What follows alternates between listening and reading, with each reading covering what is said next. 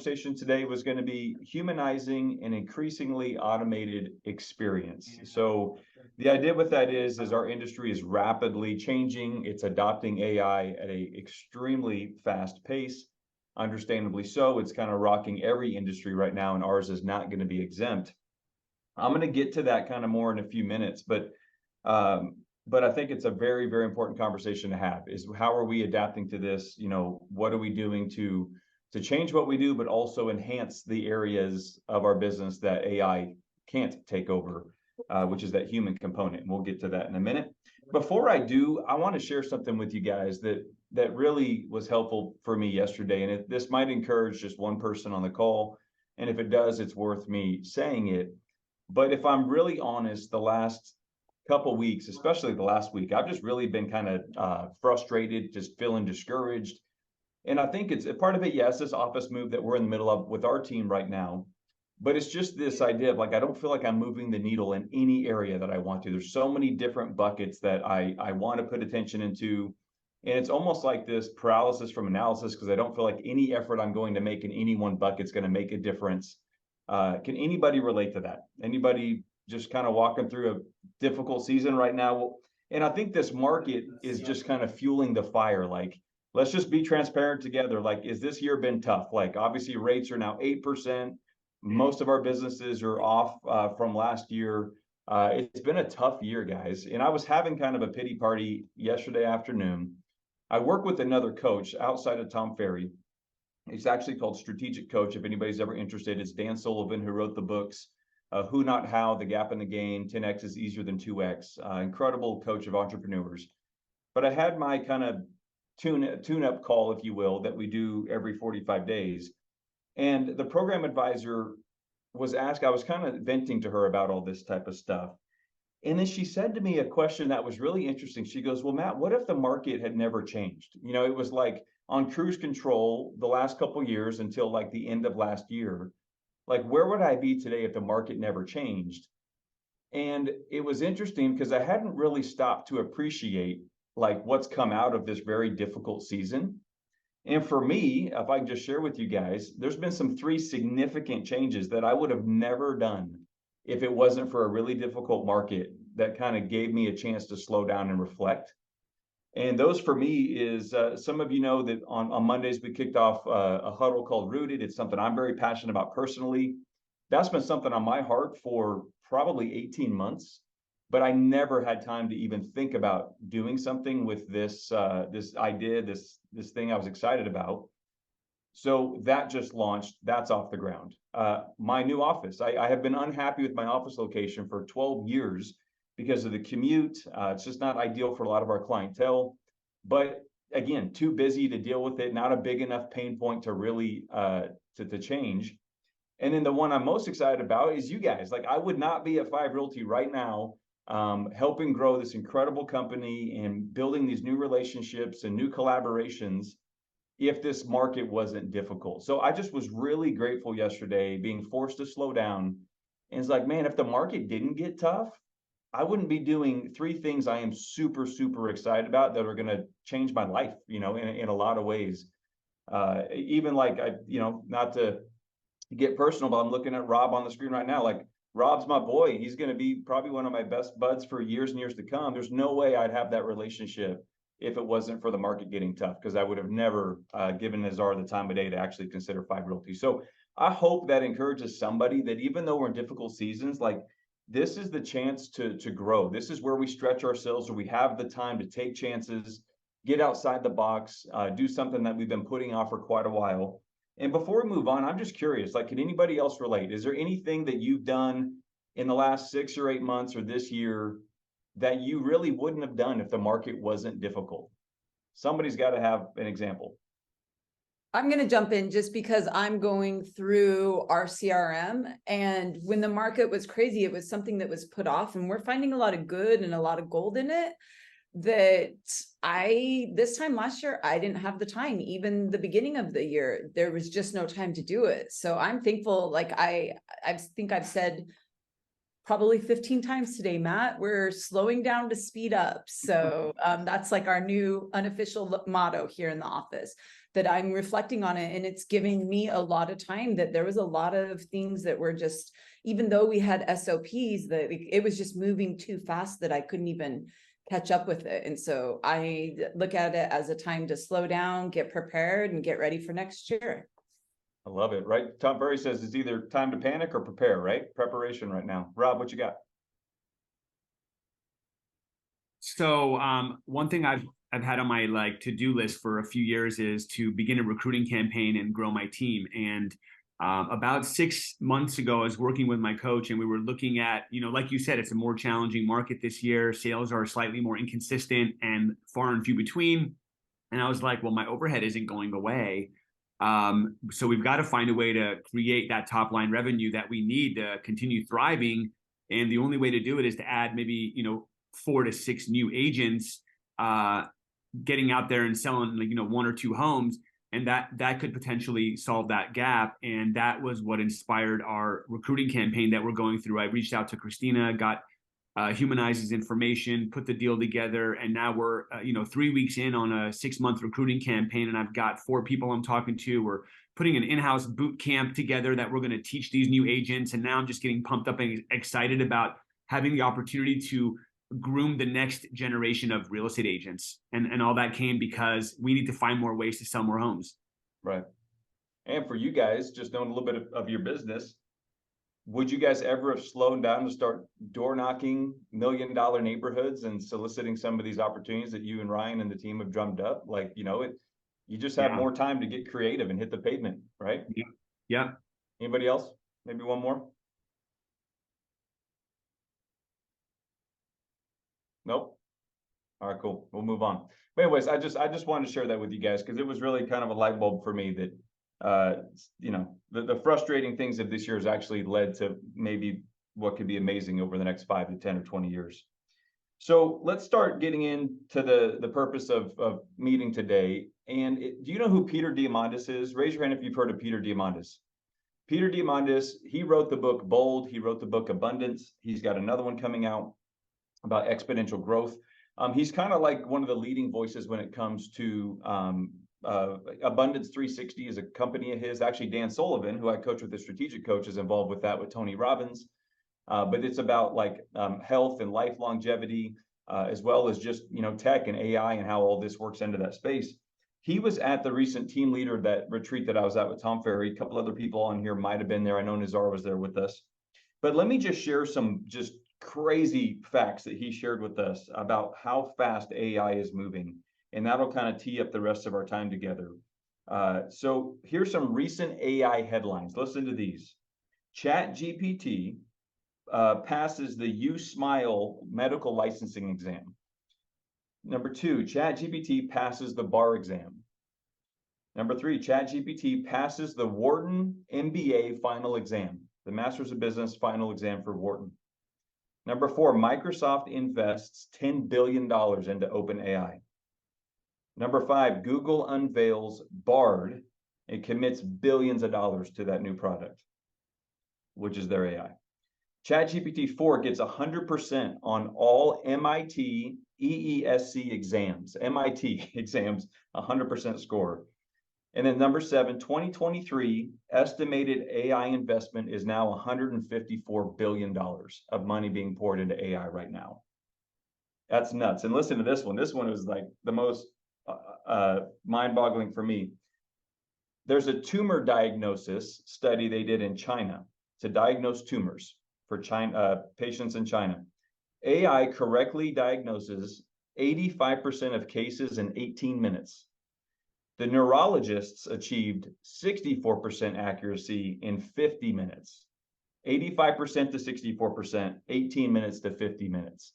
Guys, this is changing like every industry at a very rapid pace, and we know it's going to happen to us.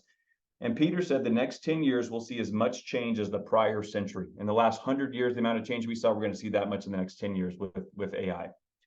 So here's basically the takeaway he said. In the end of this decade, so by the year 2030, there'll be 2 types of companies at the end of this decade. Number 1, those that fully utilize AI, and number 2, those who are out of business. I think we all recognize that. And what he encouraged everybody is to not come up from a position of fear and scarcity. And I think, if I'm honest, that's how I naturally default to AI when I start thinking about it. It's kind of overwhelming to get our heads around. And what does this mean for my job and my team? And how do I have to change? And how much work is that going to be on me? And that type of stuff. But he said, don't come from fear and scarcity, because it puts you on your heels. It's like we're playing defense instead of getting on our toes and playing offense and initiating the contact, right? If you've heard me talk about the way we communicate with our clients, the same thing. Like, we got to be on the offense. But he says, come from a position of curiosity and abundance when you're thinking about AI. And for me, that was just really encouraging to hear. But here's what I think it begs the question, and it demands the conversation of us reevaluating our value proposition. How much of our value proposition is not going to be relevant 3 years from now or 5 years from now because of AI? And it's probably quite a bit for most of us. Is my value proposition today still relevant a few years from now? Tom Ferry had a call with some of us yesterday, and I want to share with you what he talked about, because I think it fits perfectly with this. But he said, you really need to think about what your unique factors are to your business, to the service or product or whatever you offer to the client. Like, what are our unique factors? And he challenged everybody to think about two things specifically. What can you say, my team, my company, myself as an independent realtor, I'm the first to offer this. I'm the first one to do this. Like, is there anything in our business that you can say, I'm the first one? And he said, even better, is there anything you can say, we're the only ones who blank. We're the only brokerage who, we're the only team in Newport who, do we have any claims like that we can make? So I'm just going to stop right there. Like, what's on your mind? Like what's a unique factor that you would feel you have in your business? Like, this is a safe place. Like, everybody just be vulnerable here. Like, what's a unique factor you feel like you bring to the table that your competition doesn't? I'll go if nobody else wants to go. So if you can hear me, in our market, we operate as single agents. We're in Florida, where 90% of the market operates as a transaction broker, which is really more like a referee, and we're more like a coach, where we can advise legally. But in doing that, it allows us to provide a cash flow analysis for our short-term rental investment clients, and nobody else does that. That's huge. That's cool. So here's what I think Tom would have challenged us on, that is, with AI, Jessica, that seems like something that AI could probably easily do in 6 months or 18 months from now. Is that? Yes, and I think that's going to help us. The reason why the other people, the 90% that represent as a transaction broker, they can't do that. They can't give that cash flow analysis because they can't legally advise. They're they can't pick sides. So AI will make you just more efficient, faster, better with that, right? To free you up to do something else. Absolutely. Absolutely. So somebody else, can anybody here say we're the only, like Jessica, we're the only team or the only agent or the only brokers that can do this? And Christina, I think for all of us, the 5 that are with the company, like, this is something we need to be thinking about, right? Like, what is that unique factor that's undisruptible with AI also, that somebody else can't easily adopt in the near future? So if there's nobody else that wants to share there, let's go to the next big idea that Peter said. And this really rocked me when he said this. This was my biggest takeaway from his talk. He said that our mission as any business right now, but specifically he knew he was talking to team leaders in the room for real estate companies. He said, systemize the routine, automate the routine, so you can humanize the exceptional. Systemize the routine so you can humanize the exceptional. So of course, that begs the question, what is exceptional? Like, what is the exceptional that we need to pour all of our effort into humanizing? So like, even with Jessica doing that amazing cash flow analysis, it's going to now take less of their team's time in the months to come, so they can pour more of that effort into humanizing the exceptional. And again, this goes back to redefining our value creation, because so much of what we do can easily be automated in the near future, but what can't be? And that's going to be what really separates us from, I think, our peers. to the extent that I was joking with the people at our table in the room, I said, I guess we need to change our mantra for the team, or our slogan for the clients to, we laugh with you and cry with you. Because like a robot can't laugh with you or cry with you, but that seems to be at its surface the most obvious difference that we can do. But I think it's just an example of it's the emotion, it's the raw, like, relational type stuff that we need to focus on. So we can automate and systemize transactions, cash flow analysis, emails, marketing reports, showing data, offer analytics. Like, soon we're going to be getting offers, and we're just going to let the computer statistically tell our clients which one is the most likely to close, that nets them the most money with the least amount of risk, based on all these data points. Like, that's going to be coming. I think some people would say even showing homes would be something to humanize. I don't know if that's true. Pretty soon, I think it's going to be door codes with voiceovers, and I think even that's going to be easily done with technology. So this is more of kind of a mastermind, guys, than a master class, but like, we need to talk about this. Like, what is the exceptional that we need to really start thinking about how to humanize at a high level to separate us from our peers? So what's on your mind? This isn't even high level. This should just be like a basic business practice. And I don't see Mike Babakanian on here, but his ops manager, Sivak, he was sharing this with us, that they were having their grand opening and they were talking with agents, and he was talking about their attributes and these wonderful things. And he goes, notice that I didn't say they're great at negotiating, they're great at showing a property. He goes, that's the bare minimum of what you should be doing. And I think now, when you see like the memes on Broke Agent and stuff of all of the things the listing agent is telling him, do not contact me, do not ask this, do not ask that. It's just humanizing even the interaction with other agents, having common courtesy, answering the call, and those sort of things. That yes, we have so many things that are automated and we can put all of this information in, but we are losing that human connection even within our own, face-to-face, call-to-call with agents. And it's hurting our relationships with our clients. I know we had an agent in here that a deal was falling apart, and for a month he's trying to get a hold of this agent to talk to them and to communicate. And so now the buyer and the seller have both lost out on a deal because there wasn't that humanized, interaction between the two of them. You can text, you can call, but or you can text and email. There's a lot that's lost in translation in that. Yeah. No, for sure. Who else? What's on your mind? Rob's rubbing his beard. He's thinking about something. Matt Deal, what are you thinking?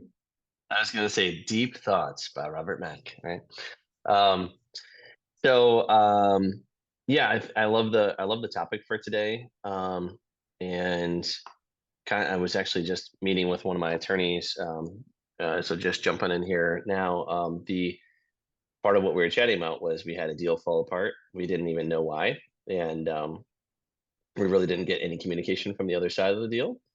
I'll spare you the details. We've all heard stories, right? But yeah, what it came down to was communication. And so while it was frustrating, it was at least an opportunity for me to get some more FaceTime with this client, figure out part of what some of their concerns were. And by doing so, I went from what I thought was us losing a deal at like a $200,000 price point, just a little investment condo, to now we've tripled our price point to 600 to 700 by meeting with the client, talking with them, getting his brother involved now too, and talking about, hey, what is the vision, right? What are you trying to do? Well, we really want to build wealth. Okay. Well, maybe this little building that we're doing is not the right thing. Maybe a bigger thing is. So now again, just from communication, we've gone from losing a tiny little deal to now a nicer deal size, and hopefully a bigger vision for the future, with two people on board instead of just one person. Nice. So that's kind of cool. That's cool. So just kind of brainstorm here together, guys. What's exceptional? Like, so communication is definitely one thing, right? That's the exceptional. Can we communicate at a much higher level and connect relationally and emotionally, human to human, belly to belly, than AI can? But what else about a buyer seller's experience is the exceptional, that really is where we should put our emphasis? Anybody else have any ideas? I've got Oh, go ahead. Go ahead, Rob. We got to figure this out as a collective group, or we're going to be irrelevant, I think is what it comes down to.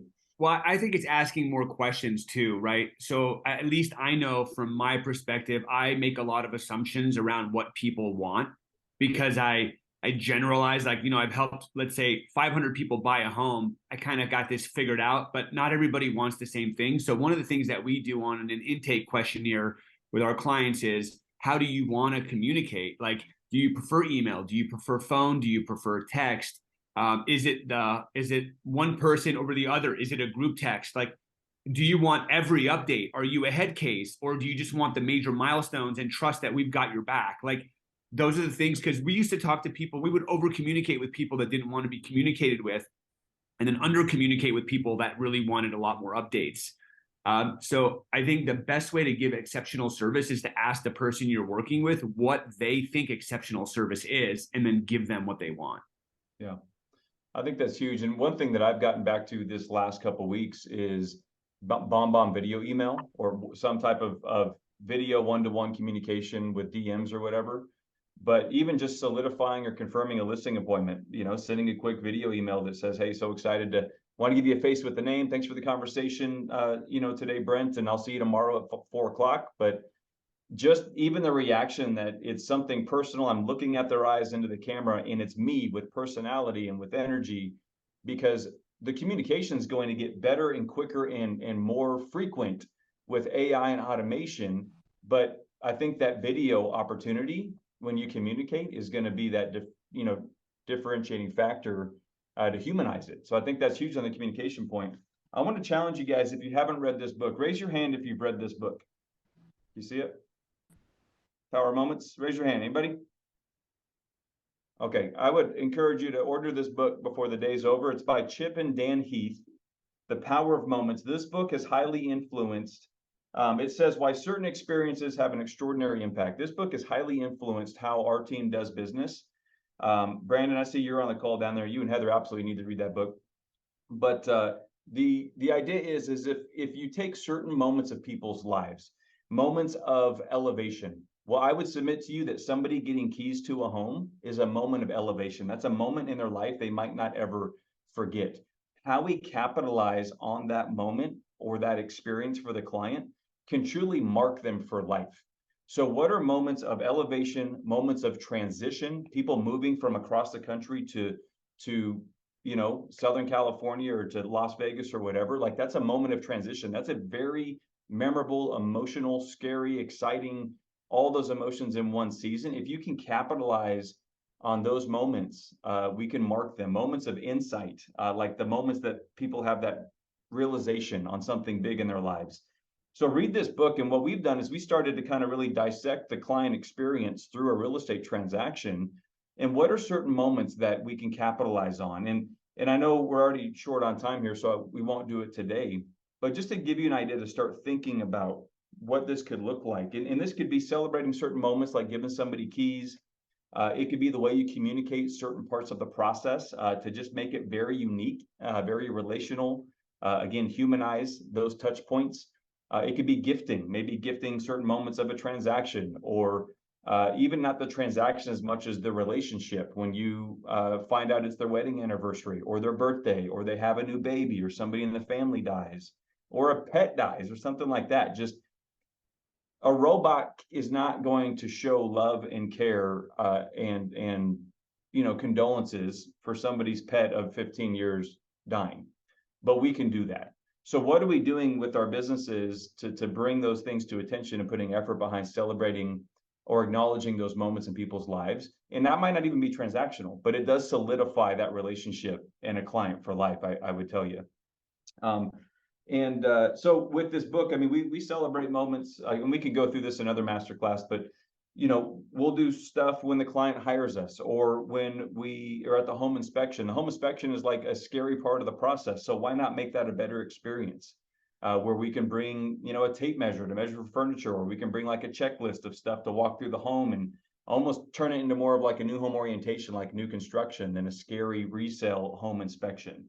What are you doing at the clear to close? Your past appraisals and inspections, like how do we make that a special moment for a client?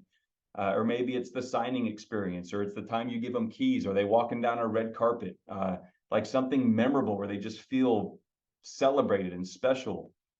We do surprise and delight. We're looking for opportunities for their 20th wedding anniversary, or again, maybe it's a Christmas tree ornament of their pet that passed away that they can put up every year, or just seeing these moments, like saying, hey, I see you, we love you, we care for you, we're grateful for you and your relationship, and just capitalizing on those moments, you can really mark people. So I'll stop there because I could ramble on about this stuff all day on the client experience stuff. Well, let me just wrap it up, rapid fire. So you can do contract signing, the day they hire you, the day they're pre-approved, they're clear to close, home inspection, signing day, closing day, maybe 30 days later after closing. So they say, hey, I got my commission and we still love you. We didn't forget about you. What are we doing to say we're still here to serve you? A year later, happy home anniversary, every year after they buy the home. What about the way we present multiple offers? A robot can put together a spreadsheet, but what are some creative ways that we can say, like we just had a client that had 6 offers on a home and ended up in a bidding war. Like, I should have slowed down to speed up. I should have slowed down and created like a cool presentation about that, like to create an experience and excitement as they're looking at these numbers go up and up and up, like not knowing where it's going to end. Like, could you imagine that experience for the client? Like, those are the types of things we need to start humanizing to make those exceptional experiences for clients.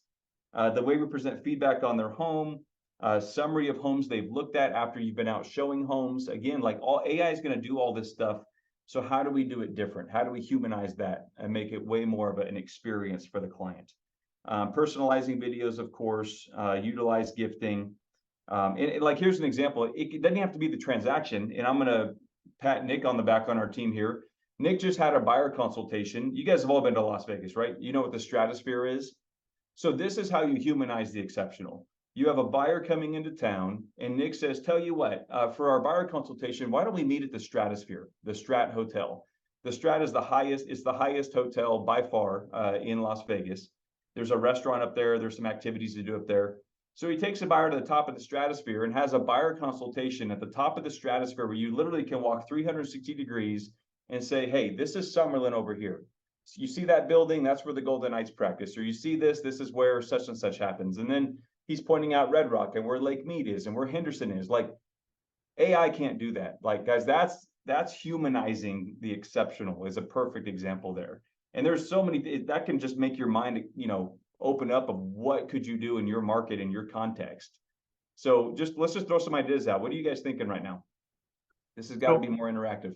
One cool thing especially if you're working with buyers, one of the cool things is texting them and saying, hey, I'm on my way to the property. See you in like 20 minutes. Can I grab you a coffee or something like that, right? Like, just that little thing. Or if you're showing property on a hot day, maybe you have an ice chest in your trunk with some cold waters or something like that, or maybe juices for the kids to kind of keep them happy and hydrated while you're showing them properties, because people get parched after 5 or 6 homes. Little things like that go a long way. So let's level that up too. You do an intake form, Rob, to get to know your buyer. They're never going to remember that they told you their favorite drink is the peppermint mocha. They're not going to remember they filled that out 3 weeks ago. But when you show over the peppermint mocha at the first showing, like, come on, AI can't do that. You know what I mean? I think that's the type of stuff that, if we're really in a customer service business, we need to start really thinking about how to level up customer service, but also in a way that's scalable and repeatable too. That's one thing, just transparent for us, that we've struggled with is we've done some amazing things on the client experience side of things, but it's constantly changing because it's difficult to scale some of these things and to really deliver it consistently. And then as we start, I was just gonna say, Rob, I'll take it one step further. Put a juicer in your trunk and create fresh juice on the spot. Yeah. Like, wow, what are you in real estate? Are you in juice? What do you do? Yeah. That's awesome. I love that. And last thing I'll leave you with, it's already after 11, so we'll start wrapping up here. But I want to challenge you about this too, because as you start really thinking about leveling up that customer experience, the humanizing the exceptional, right? I think this is something we all need to spend a lot of time just really thinking about for our businesses. But what Tom Ferry also says, and has said for years, that's always I've struggled with, is he says, don't wait to the dining room table to tell your client, what you do. And I'm going to give you an example. This is going to sound like we're bragging on ourselves, but then we're going to completely be like dogging ourselves too. Many of you guys know who Coach Mike Shum is. Mike was actually on one of our master classes a while back. He's got a coaching company he's launching. He's an incredible guy, incredible human.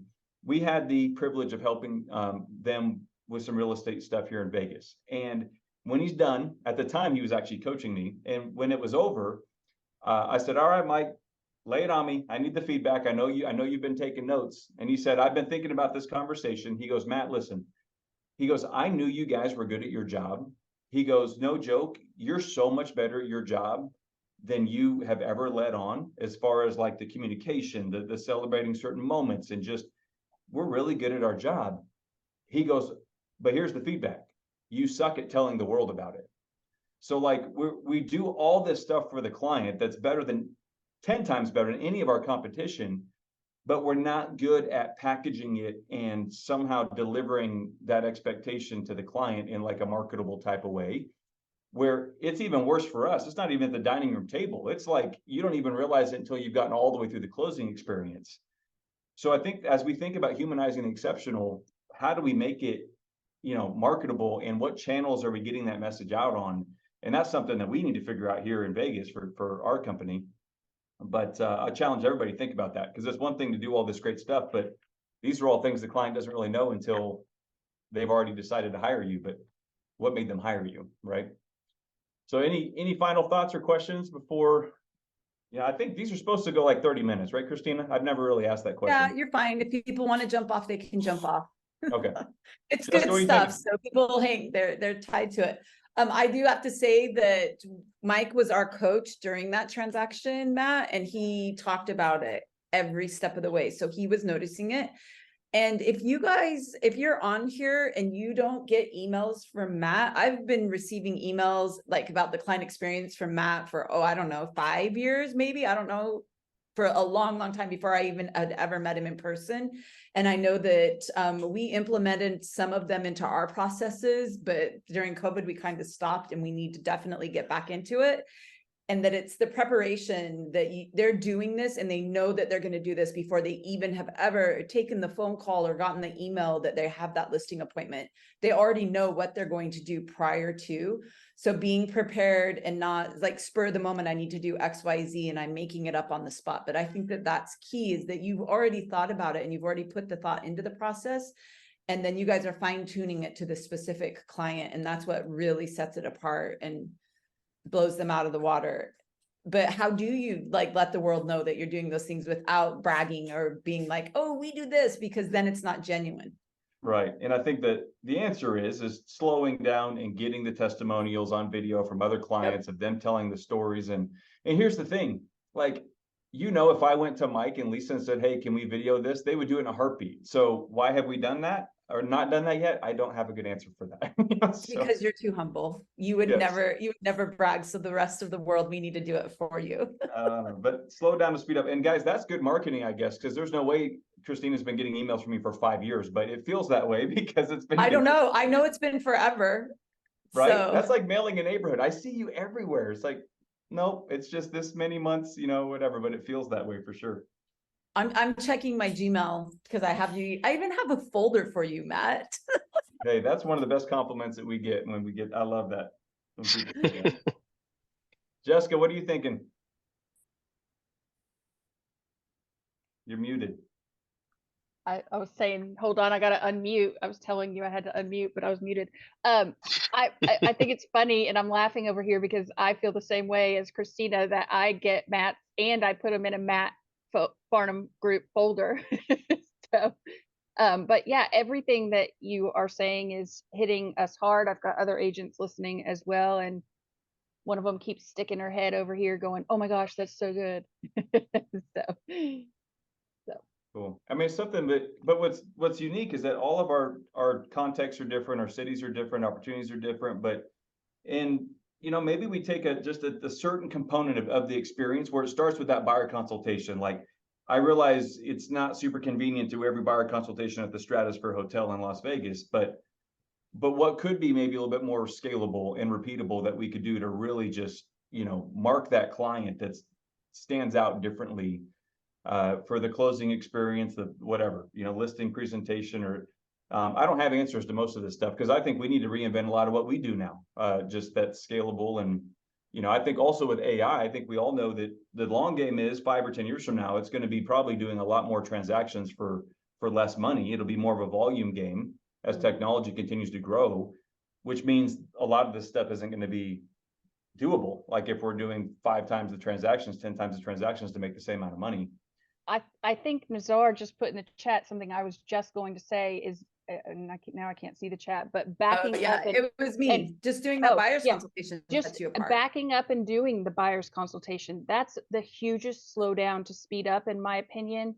And that's human. That's not going to be replaced. Yes, you can get, a list of what somebody wants, but that buyer's consultation is everything.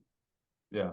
I think that's probably a future masterclass too, Christina, just on that is that's one thing we're talking about. We actually use that language with our client. Like, hey, Jessica, what we've learned to be true over doing this for so many years is slowing down with you will help us speed up and go so much faster and give you and ensure such a better experience for you by slowing down to have a formal consultation to really make sure you understand everything there is about buying a home in Las Vegas and, the rules of engagement, how we get paid. I mean, you don't want to find that out 6 weeks later, that you got to write me a check if you fall in love with a home that's only a 1% co-op or something like that. That's not a good experience for you. So I totally agree with you. There's so many things like that we can set ourselves apart on. I'll jump in with something real quick, Matt. So I don't know if does everybody say TF, Tom Ferry, whatever, but yeah, well, something that Farnham Real Estate in Vegas. So okay, so that's a different TF right there. Yeah. And FF is a Farnham folder, right? But so something that I learned from Tom Ferry literally 10 years ago now. I saw him in 2013 at an event out here in Chicago called Thrive at the time, and it's super simple, but I've still been doing it every time I do a consult with people. And it's just a 3-part question. It starts off with what are your fears and hesitations? And I let people know, hey, this is a 3-part question. May sound kind of silly, just go with it, right? It says, what are your fears and hesitations? The next part is, what's the most likely scenario?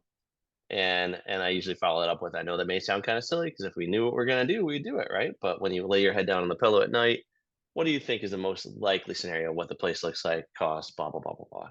And then the third part is, now tell me your dream scenario. And you can kind of smile, maybe get a laugh out of them. Like, it can be as realistic or unrealistic as you want. There could be an ocean involved, even though we're in Chicago, and it's super simple, but and then you just listen and write.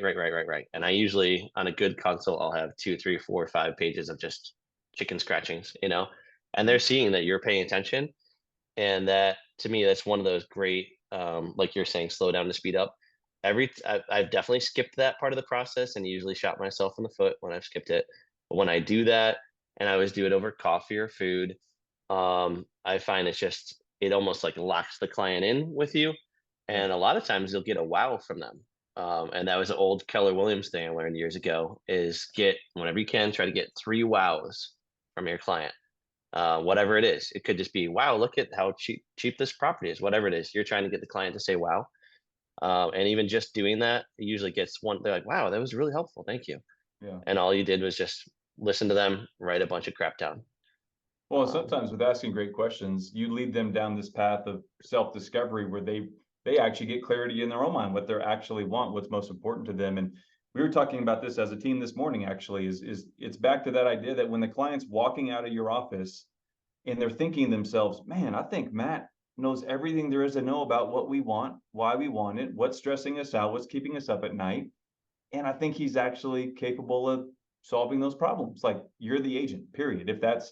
But you don't get that without peeling back the onion. And then it goes back to the Phil Jones thing too. Like, my favorite thing from Phil Jones is the idea that, hey, Matt, because of the fact you said this, my recommendation is blank. But you can't say that if you haven't peeled back the onion to figure out what that real motivation is.